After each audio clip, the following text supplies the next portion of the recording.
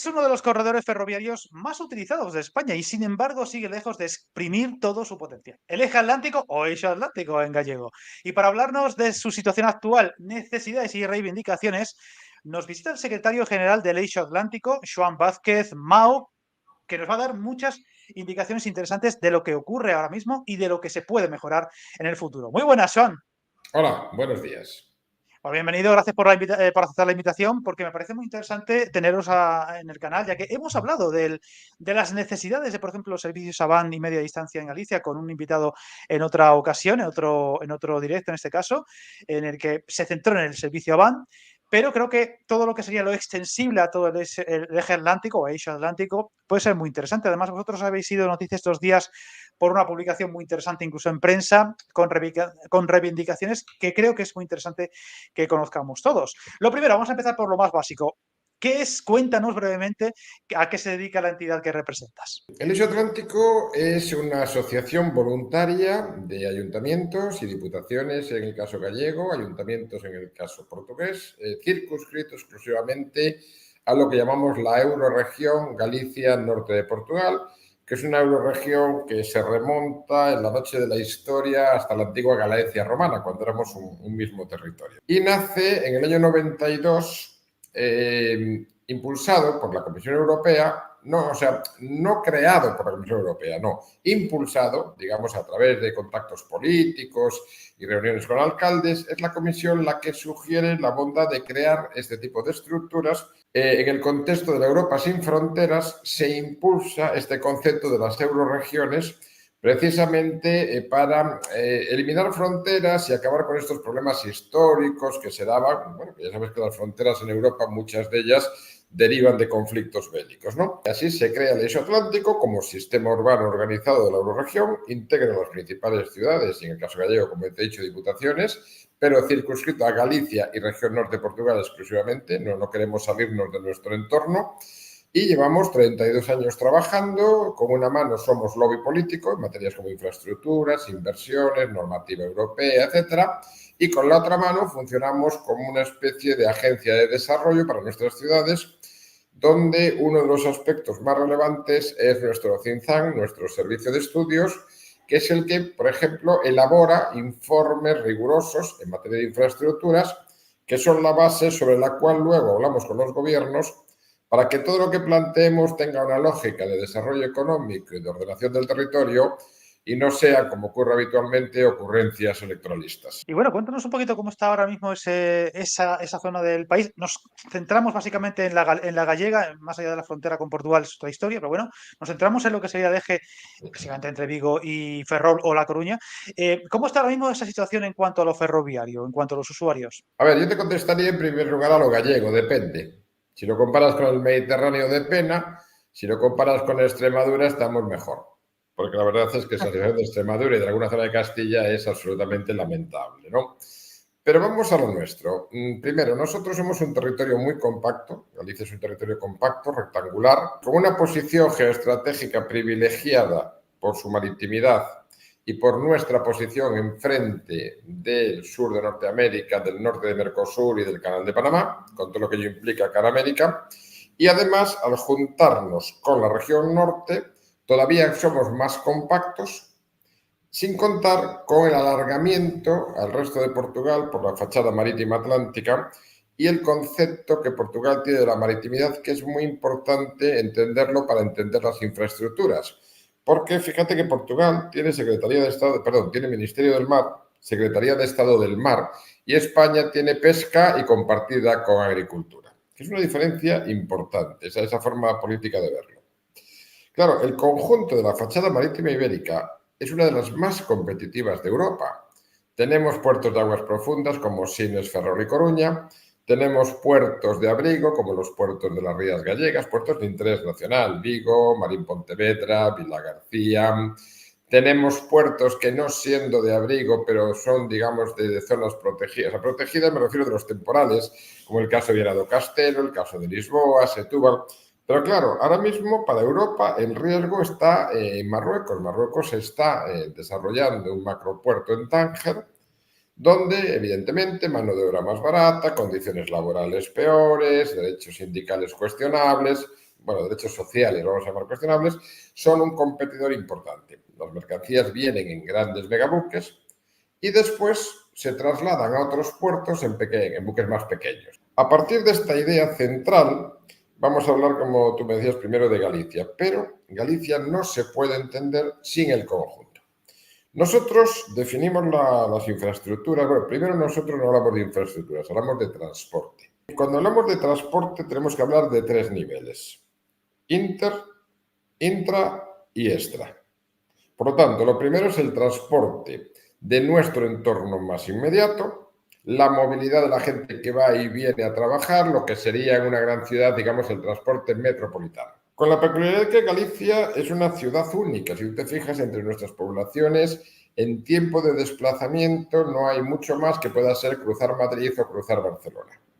Por lo tanto, tenemos que plantearlo en el esquema de que somos un continuo urbano y de que lo primero que necesitamos, por tanto, es ese transporte de proximidad, esas cercanías que en Galicia no existen y que en el año en que se está hablando de la transferencia de las cercanías, la Xunta de Galicia ni siquiera tiene un documento, un plan o una estrategia que conozcamos, claro, los ayuntamientos, ya no te hablo de los agentes sociales y económicos, para poder ver qué modelo de cercanías necesitamos, y por eso llevamos años planteando que hace falta un modelo de cercanías. En este sentido, tengo que decirte que comisiones obreras del sector ferroviario, ADIF y Renfe, están desarrollando una propuesta de plan piloto de cercanías muy interesante que nosotros estamos apoyándoles. Y una de las ideas que hemos construido conjuntamente sería un proyecto piloto entre Vigo y Viana do Castelo. En estos 70 kilómetros se concentran varios parques industriales, sobre todo en el sur de Vigo, polígonos empresariales ligados, pues, por ejemplo, a Citroën, en fin, incluso alguna universidad privada. Y lo que se está planteando es un proyecto piloto de cercanías comparadas en los parques empresariales, en la universidad, etcétera, para precisamente retirar coches de unas autovías antiguas y saturadas y con un alto nivel de siniestrabilidad. Y aquí permite un inciso, es decir, fíjate la incoherencia de muchos gobiernos que se pasan todo el día hablando del cambio climático, de las ODS, etcétera, etcétera, etcétera. Y luego tenemos que andar casi dándoles de bofetadas para que pongan en marcha el sistema más ecológico que hay, que es el tren. Yo siempre he dicho que la solución a la movilidad no es el coche eléctrico, es el no tener que usar el coche. Y ese es el primer planteamiento que no conseguimos que los gobiernos entiendan. La Xunta ya es como hablarles chino, ¿verdad? Y en el gobierno central depende de quién nos toca en el ministerio y de la sensibilidad que pueda tener. Pero echamos en falta esa política estructural de ordenación del territorio y una lógica del transporte derivada de esto, como sí ocurre en Portugal, donde toda la lógica ferroviaria y el Plan Nacional Ferroviario que está en discusión se deriva de un concepto: eliminar todos los vuelos inferiores a hora y media. Es decir, que desaparezcan todos los vuelos internos del país y solo queden los que conectan con las islas o con el resto de Europa o del mundo. El segundo nivel son las inter. Las inter le llamamos a aquellas comunicaciones que tienen que ver con nuestro entorno más próximo, pero no cotidiano. Para alguien de Madrid o de Barcelona, evidentemente, le podría parecer que una conexión de Vigo con Orense o con Lugo sería inter, pero no, es intra, porque nuestras ciudades, nosotros las definimos como barrios de una ciudad virtual. Somos una ciudad de 7 millones de habitantes y, por lo tanto, dada la movilidad por razones laborales, turísticas, educativas, etcétera, que hay, nosotros lo definimos, ese sistema, como el sistema intra. El sistema inter sería, por ejemplo, conexiones de lo que se llamaría media distancia alargada. Es decir, por ejemplo, con Oporto, por ejemplo, pues con León, con Zamora, con ese segundo cinturón que tiene una relación estrecha con nosotros, pero no necesariamente cotidiana. Bueno, eso ahora mismo tampoco existe. Tú, para ir, por ejemplo, de aquí a Asturias, que es la región vecina, tienes que ir obligatoriamente en coche o irte hasta Ferrol y coger allí el FEVE, que es una cosa antidiluviana, ¿no? Que además el FEVE es un tren muy divertido porque vas en él y vas un poco haciendo adivinanzas de si este descarrilará hoy o no. Y luego está lo que llamamos el extra. Bien, el extra es cuando ya te comunicas con el resto. Entonces, aquí nuestras comunicaciones básicamente son tres. Una es la comunicación con Portugal, y esa para nosotros es fundamental. La comunicación que nosotros llamamos Ferrol-Lisboa.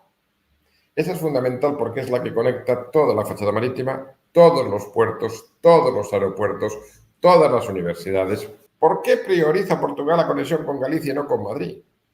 Es muy sencillo, este no es un problema político, ni las ocurrencias de la señora Ayuso cuando quiere quitar el protagonismo al señor Feijóo, que es todos los días. No, aquí hay un problema de que en Portugal todo el mundo vive en la franja marítima. Incluso si quieres vamos hasta Faro, aunque hay que cruzar Alentejo, que está más despoblado. Toda la zona del interior, la zona fronteriza con España, es una zona, y tú que eres de aquella zona lo sabes, muy despoblada, es una zona con una orografía complicada, por lo tanto, aunque la comunicación es necesaria y la tienen prevista para toda la zona de lo que se llama la Beira, la prioritaria es esta. Y luego, la conexión entre Lisboa y Madrid, si tú sacas fuera Évora, que es un sitio razonablemente pequeño, dentro de capital distrital, y sacas fuera Badajoz, es que el resto es paisaje. Por lo tanto, ¿es necesaria una comunicación entre capitales? Sí. Y nosotros defendemos que exista, para eliminar los vuelos de avión.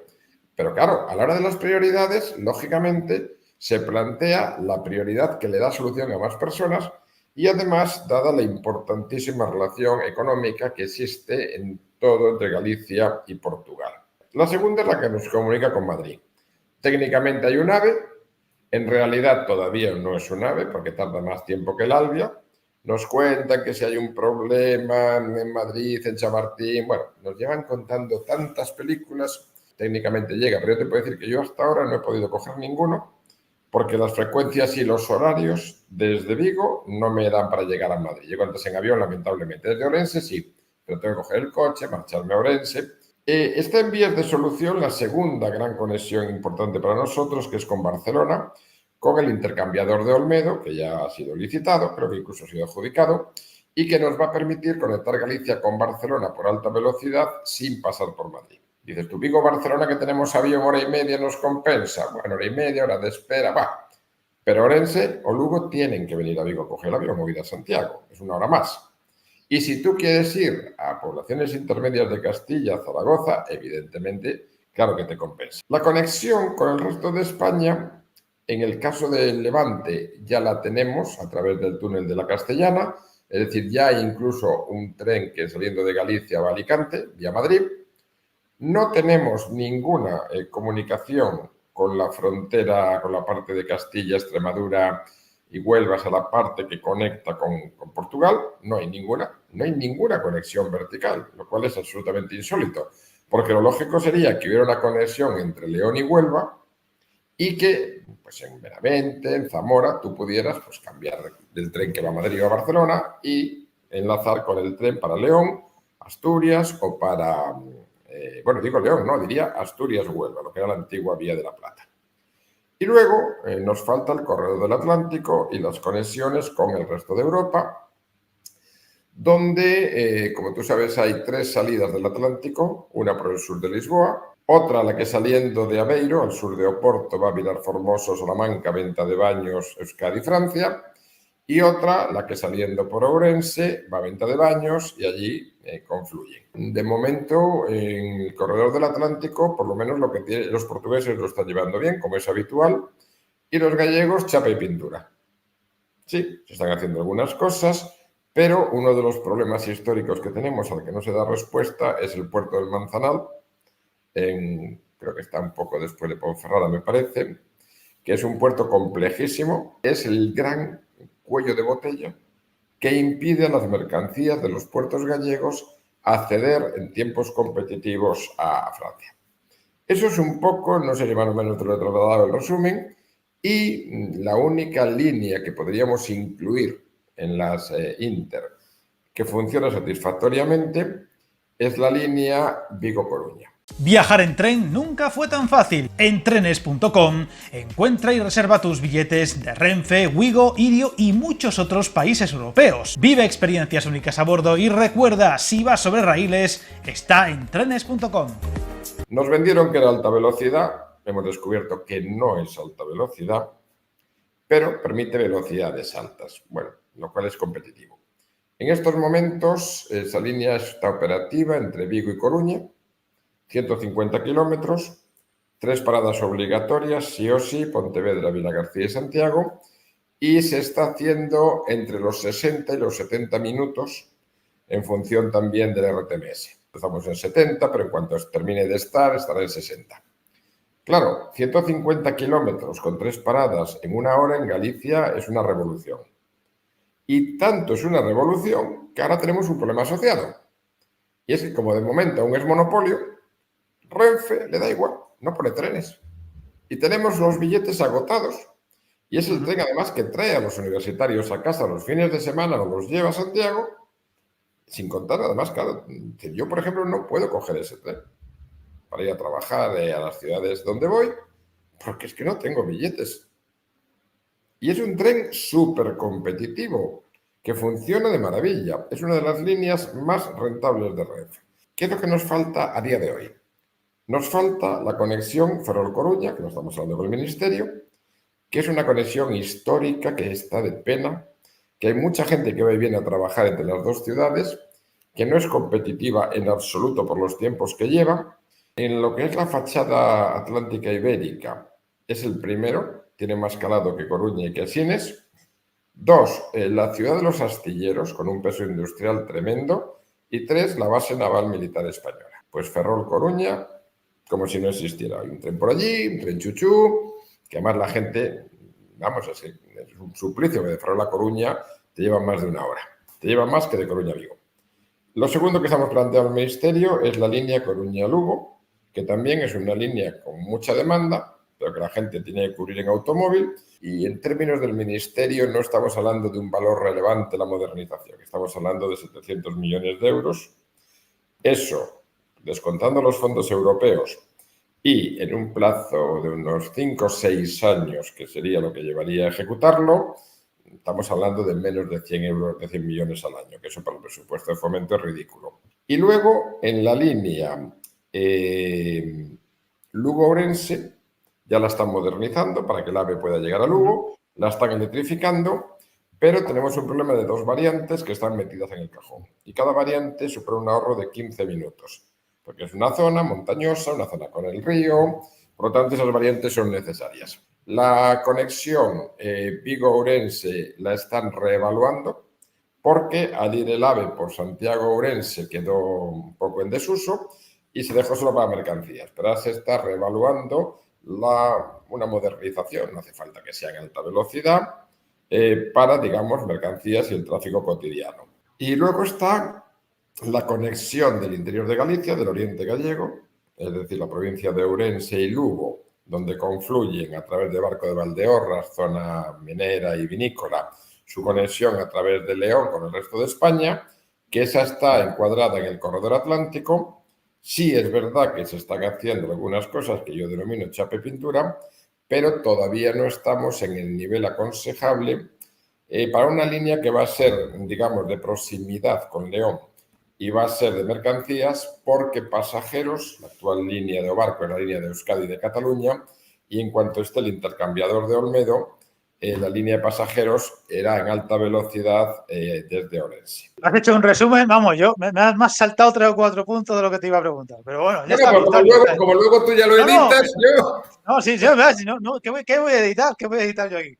No, mira, lo del bypass del Olmedo, fíjate, lo del bypass no tenía pensado ni tratar, porque al final, como nos deja, yo pensaba que nos íbamos a centrar en el corredor más occidental de Galicia, pero oye, me parece muy bien que lo hayas extendido a todo lo demás, porque al final la interconexión entre Ferrol o Coruña con Vigo también es con el este, con todo lo que sea el resto de Galicia y el resto de España. Te voy a preguntar más al detalle con algunos temas, como por ejemplo, en realidad me los has anticipado todos, pero bueno, ¿cómo valoráis vosotros el proyecto de alta velocidad salida sur de Vigo con Oporto? Que parece que Portugal quiere correr bastante, pero como que en España no acaba de darse los pasos suficientes. ¿Cómo valoráis la marcha de esas obras y de esa futura conexión? En la salida sur es un tema que fuimos nosotros quienes lo pusimos encima de la mesa hace ya como unos 6 años o 7, porque, vamos a ver, la única conexión, para entender lo que te voy a decir, es necesario saber esto. La única conexión que existía era lo que llamamos la línea del Miño. Era una conexión Vigo-Porto a través del Miño con un tren de aquellos antiguos ferrobuses, pero en su momento había que sacar dos billetes, uno para el tramo español, otro para el portugués, y Renfe, como no le prestaba atención, en la frontera no subía el revisor, que tenía que cambiar, por lo tanto, la gente se enteró, dejaba de comprar el billete español, Renfe no recibía dinero, así que le dejó de pagar a Convoyos de Portugal. Y Convoyos de Portugal dijo, bueno, pues nosotros al llegar a Valencia, a la frontera, la línea se acaba. En ese momento intervinimos nosotros, tuvimos, bueno, están las hemerotecas, reuniones con ministros, con todo el mundo, y conseguimos primero salvar la línea, segundo que se modernizara, que se electrificara, y ahora ya hay un interciudades entre Valencia y Lisboa. Entre Vigo y Oporto sigue habiendo un tren diésel. ¿Por qué? Porque faltaban 8 kilómetros por electrificar, entre un sitio que se llama Guillarei, que es donde la línea que sale de Vigo tuerce hacia Ourense, y Valencia, el primer sitio de Portugal. Conseguimos convencer al gobierno de que electrificara los 8 kilómetros y, claro, muy español, los electrificó, sí, pero a una tensión distinta de Portugal. Con lo cual, electrificado sí, pero no sirve para nada. Ahora Adif está ya en un proceso también un poco de unificación de las tensiones a nivel ibérico. Es verdad que Portugal y España han llegado al acuerdo de que todas las líneas nuevas, incluidas de alta velocidad, sean en ancho ibérico y le han pedido a Bruselas, como sabes, también que autorice esa excepción. Por lo tanto, Portugal, ahora mismo, España, mejor dicho, está unificando el ancho de vía, o ese proyecto lo tiene Adif, y eso solucionará el problema con Portugal. Pero cuando acabamos y empezó a circular el tren, que el propio primer ministro inauguró, nos dimos cuenta de que los ahorros de tiempo no iban a ser notables, porque había una serie de cuellos de botella en la línea que no tenían solución porque no había por dónde. Poblaciones como Vilanova da Cerveira están construidas en una ladera entre el sur de la montaña y el río, y por allí el tren pasa por donde pasa, que es por el lateral de la ciudad, bueno, es una ciudad, una villa, ¿verdad?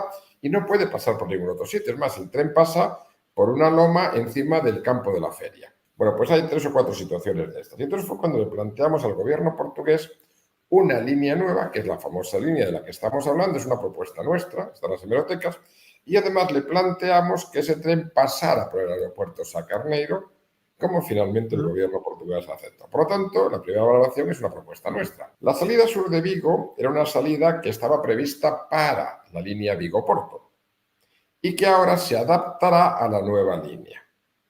Por lo tanto, en su principio, en su comienzo, era una línea que iba a mejorar lo que había, y la continuidad es que el túnel continúa por debajo de la ciudad, sale, y nos estamos ahorrando una vuelta notable, porque el tren si no tenía que ir hacia Santiago otra vez y ir todo alrededor de Vigo por detrás del aeropuerto, y además en una línea muy antigua. Vamos a matizar 2 cuestiones. Yo no hablo en esta línea de alta velocidad. Eso se lo dejo a los políticos. Yo no tengo claro que tenga que ser alta velocidad. Yo, por lo menos no en los parámetros que se habla de alta velocidad, 300 kilómetros hora. Yo creo que estaría bien una línea en los 200, 220, 230. ¿Por qué? Entre Ferrol y Lisboa hay una parada cada menos de 100 kilómetros. El AVE es como el avión, no frena en seco. Tiene unos tiempos de aceleración y desaceleración. O pensamos un tren que sea estructurante y por lo tanto que pare. No te voy a decir que todos paren en todos, habrá unos directos, otros semidirectos, pero hay que darles servicios a esas ciudades, a esos puertos, a esas universidades y centros tecnológicos. O estamos haciendo un tren pues que empiece en un sitio, acabe en el otro y que al final se acabe cerrando por falta de viabilidad porque la gente no lo coja. Por lo tanto, lo primero es que antes de lanzar, de atar los perros con longanizas, tenemos que ver qué perros y qué longanizas. El tema de la salida sur estuvo paralizado por España. Se llegó a aprobar el estudio de impacto ambiental y este tema se paralizó con los gobiernos de Zapatero y de Rajoy. Hasta el punto, y nosotros lo alertamos, de que dejaron caducar, pasaron más de 10 años, el estudio de impacto ambiental, con el riesgo de que Bruselas obligara a hacerlo con las reglas nuevas que por cuestiones hidrológicas sabes que obliga a 3 años. Bueno, por suerte se ha conseguido que una parte se admitiera y por lo tanto que en año y medio lo vamos a tener, ya está adjudicado. Portugal, desde el momento en que lo habíamos hablado con el gobierno de Pedro Passos, pero estaba en pleno rescate, y Antonio Costa, cuando llega, es el que lo desatranca absolutamente, sin ningún género de dudas. Apuesta claramente por él, tiene muchas reuniones con él, con Pedro Márquez, el que era su ministro de Obras Públicas. A día de hoy, en Portugal, todas las fases del proyecto están en procedimiento. Ingeniería, estudios de impacto ambiental, estudios informativos previos, están todas. Y ya nos han dicho que la obra va a estar terminada en el 2030, y la obra, hablo de Lisboa-Braga, y ahora al avanzar a España, Lisboa-Frontera. El único tramo que en el 2030 van a empezar con él es el tramo entre Braga y el aeropuerto. Es un tramo nuevo, totalmente, o sea, los otros también, pero van, digamos, por unas zonas donde ya hay otro tipo de vías, y aunque la vía es completamente nueva, ¿no? Entonces, este tema, ya nos han dicho que la conexión con el aeropuerto Sacarneiro la empezarán en el 2030 y, por tanto, quien baje a Oporto lo que hará será que los últimos kilómetros los hará por la vía actual. Bien, pero incluso fíjate que hace unos meses, no sé, a comienzo de año, Portugal hizo público que una inversión en Lisboa que no se podía hacer y estaban intentando negociar para que ese dinero lo autorizaran a pasar al tramo del aeropuerto y, por tanto, poder adelantar eso que estaba previsto empezar en el año 30. Por lo tanto, Portugal, da igual todas las tonterías que se digan, los rumores, en fin, si me perdonas la expresión, yo el otro día lo dije en una entrevista también, yo las definí de gilipolleces. Igual que las tonterías de la señora Ayuso, sus historias. Es decir, el problema es que en este país, en vez de hacer una política en serio, ya vemos qué tipo de política se está haciendo, ¿verdad? ¿Qué pasa con Galicia? Mira, yo tuve una reunión con Antonio Costa. Estábamos 3 personas. Hay un tercer testigo, que era un alcalde, que después fue secretario de Estado. Y estábamos hablando, era una parte de un acto que había, que nos fuimos los 3 a charlar a una esquina, ¿no? Y además Antonio Costa es una persona muy próxima, muy cercana. Sus hijas estudiaron en Salamanca. Y entonces yo le planteé, le dije, mire, el problema de la salida sur solo se arregla de una manera. Una conversación directa suya con el presidente del gobierno español. Portugal y España tienen mucha interrelación en Bruselas y en aquel momento, Pedro Sánchez recién llegado, con un gobierno compartido con partidos que en Bruselas la derecha europea estaba a la defensiva. Claro, era la primera vez que en un gobierno europeo entraban partidos, vamos a llamarle, de perfil, bueno, comunista, por decirlo como lo dice la derecha europea, ¿no? Y por lo tanto estaban un poco a la defensiva con Sánchez, también lo que me contaban cuando yo iba allí. Después no, después la cosa ya cambió. Pero, además, Yolanda formó parte del Eixo Atlántico como concejala. Yo le tengo mucho cariño, yo siempre le digo, tú no eres la hoz y el martillo, tú eres la hoz y el martini, ¿no? Ya se vieron que no mordían, que era tal, y entonces fue cambiando. Pero al inicio, Costa era el que tenía prestigio en Bruselas. Y de hecho ya ves que ha acabado de presidente del Consejo Europeo. Y yo le dije, si usted le está haciendo favores a España, ahí me lo están contando en Bruselas, luego, quizás sea el momento de que España le devuelva el favor a usted con las prioridades portuguesas y no, como siempre ha ocurrido en esto, que han mandado las prioridades españolas. Bueno, yo no sé si aquella conversación tuvo alguna relevancia o no. Lo que sí es verdad es que Portugal fue la que desatrancó la salida sur de Vigo.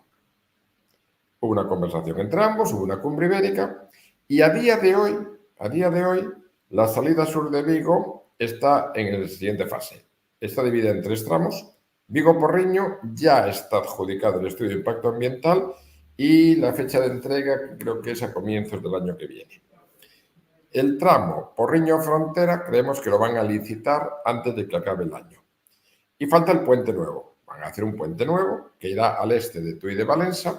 Y lo que le hemos pedido a los gobiernos, y hemos tenido una respuesta bastante esperanzadora, claro, nunca te contestan que sí, pero bastante esperanzadora, los ministros de Asuntos Exteriores, es que el puente nuevo vaya a la cumbre que va a haber ahora en el mes de octubre y ahí ya se aprueben las primeras medidas. Ya existe una agrupación europea de interés económico que ya habían construido en su momento para el otro tren y por lo tanto que ya puedan iniciar los procedimientos para el puente nuevo. Si todo esto se mantiene, y lo estamos monitorizando, la obra estará operativa 2030-2031. Bueno, a ver, pronto, dentro de muy poquitas semanas es esa cumbre y ya se ha anunciado por parte de Transportes de aquí, de Óscar Puente y compañía, que va a haber bastante interacción con el gobierno portugués en materia de infraestructuras. Ojalá y Transportes, que la verdad es que siempre uno, no sé si tú tienes más contacto y a lo mejor me lo niegas, pero tiene la sensación de que cuando se reúnen los gobiernos portugués y español hay hay mucho buen rollo, mucha buena foto, pero luego no se llega nunca a nada. Pero bueno. Vamos a tocar dos temas No, para ir acabando, que llevamos te ya lo mucho rato y no confirmo, quiero tampoco te lo extenderlo confirmo demasiado. totalmente, te lo confirmo totalmente. Fíjate que Sí, una cumbre ibérica con Portugal dura mediodía y con Francia día y medio, pero por primera vez en este momento, con los actuales dos primeros, bueno, por lo menos con Costa y con Sánchez, a ver ahora qué tal con Montenegro, son las únicas cumbres que sí han tenido resultados operativos, por primera vez. a ver si es verdad, porque luego da la sensación de que muy buenas palabras y muy pocos gestos, aunque es cierto que con Francia las buenas palabras siempre también están y luego nunca se llega a nada, porque con Francia sabemos que es más difícil. Dejémoslo ahí. Dos cositas que te quiero preguntar, intenta ser un poquito más breve porque llevamos ya un buen rato. Una es una cosa que me he hecho eco esta misma semana en el canal sobre, bueno, una posibilidad todavía remota que es a ver cómo lo valoráis vosotros y cómo lo veis en cuanto a plazos, que es la posibilidad de un cambio de ancho a internacional entre Ourense y Santiago, incluyendo el tramo complicado, el cuello de botella con Tabodela, que ya como muy pronto parece que va a ser para 2030 y que permitiría alta velocidad de verdad y también la entrada de Irio y Wigo. ¿Cómo lo valoráis vosotros? La entrada de los privados muy bien, porque es muy necesaria, como te dije antes. El tema del ancho de vía, ya te contaba que España y Portugal le han pedido a Europa que autorice esa excepcionalidad, es decir, su intención es que todo sea en ancho ibérico. Entonces, claro, ¿qué pasa con la línea española? Claro, tiene ese problema, se hizo mal. El problema es, el cambio de ancho de vía, efectivamente, sería la solución más rápida, no estamos de acuerdo. Pero te has dicho hasta Santiago, y eso es una guerra Eso es lo política. que se ha planteado. Sí, Claro, sí, pero eso es una guerra problema, política. problema. Porque eso obliga a que Coruña y Vigo tengan que ir a Santiago a coger el tren. Ujú. Y eso, que ya en condiciones económicas y sociales no es muy vendible, encima con algún perfil político como el del alcalde de Vigo, es absolutamente imposible.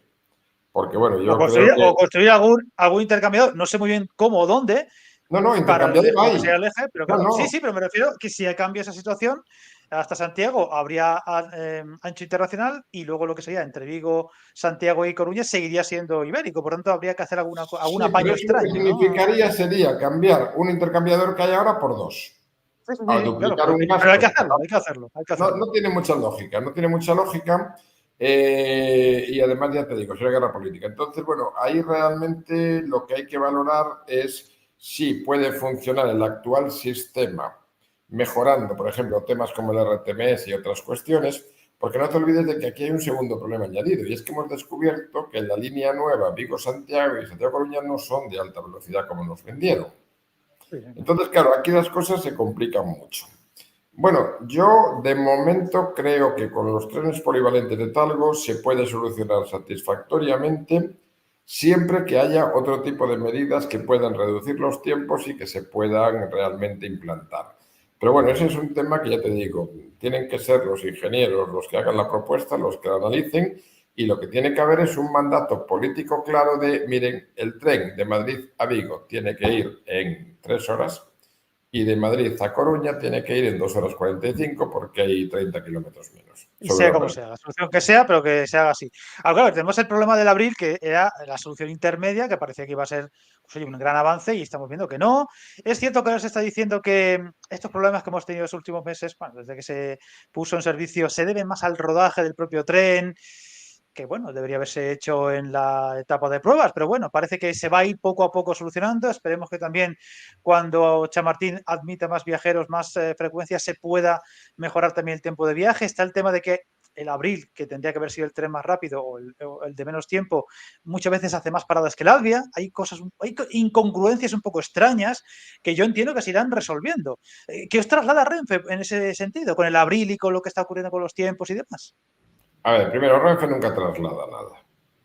Renfe, Secretismo.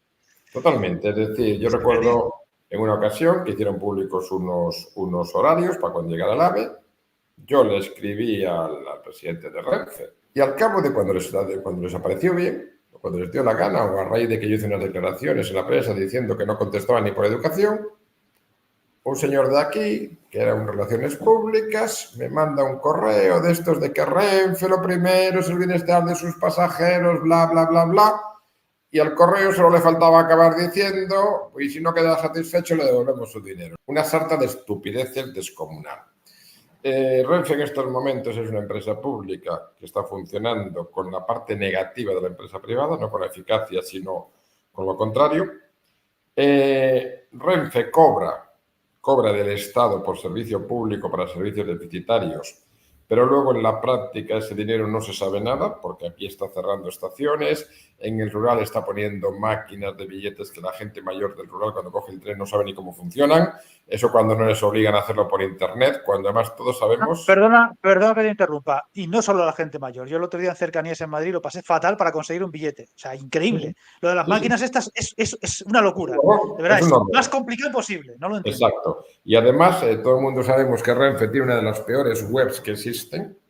Así que coge a gente que sea analfabeta digital y métele algo que ya la gente que somos habituados a manejar la informática ya nos complica mucho la vida y nunca sabemos si el billete lo hemos sacado o no lo hemos sacado. Y luego Renfe no tiene, digamos, contactos de accesibilidad, aquí no tienes con quién ir a hablar, como mucho podéis ir a hablar con un funcionario que vende billetes, que es lo más amable posible, pero que no te puede resolver nada. Por lo tanto, cuanto antes entre la competencia mejor, a ver si también de paso a Renfe le ponen las pilas. La segunda cuestión es el Abril. El Abril sí es la solución. El Abril es un tren tecnológicamente bueno, es un tren además de altas prestaciones y soluciona el problema del ancho de vía. Y de hecho, Adif paró durante un tiempo los temas que iba a hacer del cambio de ancho de vía porque precisamente Talgo acaba de homologar el Abril y era la solución al problema. Yo creo que aquí hay dos problemas. Hay un problema, digamos, de control de calidad de Talgo. Los problemas que hay son, evidentemente, problemas técnicos. ¿Por qué? Porque Talgo, digamos, se ha metido a más de lo que podía hacer. Es decir, Talgo tiene un contrato con el gobierno español, un contrato que ya se tenía que haber hecho mucho antes, cuando ya se preveía que la vida de los trenes tenía, en fin, una limitación para tener problemas, no se hizo y se saca el contrato, se licita prácticamente cuando ya empiezan los problemas y cuando ya vemos que no hay unidades para dar servicio. Y luego los trenes van con retraso, y luego les fuerzan a entregarlos, con lo cual es un completo dislate de comienzo a fin. En mi modesta opinión, bueno, yo creo que Talgo se lanzó a hacer trenes para vender a otros países, se lanzó a captar cartera sin tener capacidad de respuesta. Es como el restaurante que no amplía la cocina pero pone más mesas. Entonces llega un momento en que no da servida la comida. Y esto lo primero que evidencia es una absoluta irresponsabilidad de los gestores públicos del momento, porque nosotros cuando adjudicamos un contrato verificamos a quién se lo estamos dando. Vemos que los que saquen el concurso tienen condiciones para cumplirlos y además monitorizamos para que no haya ningún desfase que luego no se pueda solucionar. Cosa que Renfe evidentemente no hizo. Eso es lo primero. Por lo tanto, aquí hay un problema con Talgo de esa naturaleza. Pero es que luego hay un problema también de por dónde circulan los trenes. Hay un problema de falta de planificación, tanto a nivel de infraestructuras por parte de Adif como a nivel del operador, de Renfe. Y por lo tanto, obviamente, aquí hay un conjunto de problemas que luego se los pasan unos a otros. Por lo tanto, ¿el Abril puede ser la solución? Sí. ¿Problemas tecnológicos? Sí, yo creo que por falta de tiempo y de verificación. Mala planificación de Talgo, quizás por haber querido coger más contratos de los que podía atender, mala gestión de los gestores del gobierno en su momento por no haber verificado si Talgo cumplía o no cumplía, y problemas también de mala gestión de infraestructura. Ya con esto del Abril en el canal hemos hecho muchos vídeos. Ya sabéis que además hay un problema importante de inicio con el contrato, creo que también tú lo has relatado, es que el gobierno anterior, me parece que era con, ay, ahora no recuerdo el ministro de la Serna, se adjudicó un contrato muy por debajo del coste inicial, por tanto, claro, lo barato sale caro, en fin, muchas veces se sabe lo que puede pasar, pero bueno, eso ya ocurrió en su día y poco se puede hacer, solamente mejorar o solucionar lo que hay ahora. Te voy a preguntar por una última cosa que creo que es muy interesante, porque tú lo has dicho, es curioso, pero no esperaba hablar de este tema contigo, pero bueno, me parece muy bien. Y es que os afectaría de una forma indirecta, pero también muy directa, ya que sería una infraestructura que no pasaría por vuestro territorio, como sería la Ruta de la Plata, pero de alguna forma os beneficiaría muchísimo al conectaros sin pasar por Madrid, ni cerca siquiera, con muchos otros territorios del país. Ya sabéis que ahora mismo hay una reivindicación bastante importante, bastante fusiva en el oeste español, sobre todo la parte central, intentando la reapertura de la Ruta de la Plata lo antes posible. Ahora mismo está para 2040-50 y se intenta adelantar. ¿Cómo valoráis vosotros esa posibilidad de que se pueda reabrir algún día esa Ruta de la Plata y se pueda ir desde Galicia, por ejemplo, hasta Andalucía o Extremadura sin pasar por Madrid? Muy necesaria y por supuesto que les apoyamos totalmente y no solamente reabrir, sino en condiciones adecuadas y competitivas de velocidad, etcétera. Y también de mercancía. Vamos a ver, primero está en juego la cohesión del país. Porque claro, nosotros seguimos formando, somos la parte más poblada del territorio más despoblado de España. Y el hecho de que toda la franja limita con Portugal, y ahí nos incluimos, tengan menos habitantes, no solamente es un problema económico, es un problema político. Tenemos menos peso político. ¿Por qué todas las inversiones van al Mediterráneo? Porque todo el mundo sabemos que en España los gobiernos los determinan 4 regiones: Madrid, Cataluña, Levante y Andalucía. Y los demás somos paisaje, no contamos para nada. Por lo tanto, estamos primero fracturando la cohesión del país. Segundo, el concepto de maritimidad y la compacidad del territorio portugués provoca que la frontera con Portugal también forme parte de la maritimidad. Y llevamos años trabajando para que el impacto económico del mar sea un tsunami que llegue hasta el interior. Y por lo tanto que Lugo y Ourense también se beneficien. Entendemos que Salamanca, Zamora, Cáceres, Badajoz y Huelva, bueno, Huelva ya tiene mar, también tienen que beneficiarse. Y no te olvides de una cosa, el puerto de Salamanca es Oporto. Y de hecho, Salamanca tiene unos acuerdos con Oporto y están intentando mejorar las conexiones porque es el puerto natural de Salamanca. Es decir, la interrelación de nuestros puertos marítimos, en este caso portugueses y gallegos, con la franja, que los puertos de Zamora son los puertos gallegos, los puertos de Salamanca son los puertos portugueses, los puertos extremeños son Lisboa, Setúbal. Por lo tanto, fíjate la importancia que tiene darle una compacidad. Y en ese esquema de transporte tenemos las 3 salidas desde Sines, Lisboa, desde Aveiro, Porto y desde Galicia, pero nos falta la conexión vertical. ¿Qué me dices? ¿Es importante? Hombre, si es que fue la Vía de la Plata, si ya hace siglos ya vieron su importancia. Es decir, ¿por qué las mercancías que venían de Sevilla subían por ahí y no por Madrid? Es decir, igual que cuando se hacen muchas infraestructuras, nosotros decimos, a veces le decimos, oigan, ¿por qué no miren cómo las hacían los romanos? Los romanos fueron los señores y las señoras que mejor definieron la red de vías del imperio. Bueno, pues a lo mejor no estaría de más echar un vistazo, porque hay cosas que no parece que se hayan mejorado con los siglos. Por lo tanto, por supuesto que apoyamos muchísimo ese tema, claro. Bueno, pues a ver si suerte y entre todos lo vamos consiguiendo, aunque es complicado. Pero hay una, tengo que comentarte una cosa. Me gusta tu toque romántico de algunas cosas porque has hablado de la frontera con un cierto toque romántico, porque estamos en unos tiempos donde estamos viéndolo, como ya, sobre todo desde Europa del Este, esto del Schengen y todo esto, cuidado, que puede peligrar por el tema de la inmigración y esto puede suponer un retroceso en muchas cosas de la cohesión territorial entre los distintos países. Evidentemente habrá que poner algún tipo de control, límites al tema de la inmigración, que cada vez es más preocupante, más allá de lo político, pero si nos cargamos por otra parte para controlar una cosa, nos cargamos una cosa que es positiva, cuidado, así que esperemos que haya coherencia, haya lógica en el ordenamiento de los distintos problemas y no tengamos que pagar unos por otros.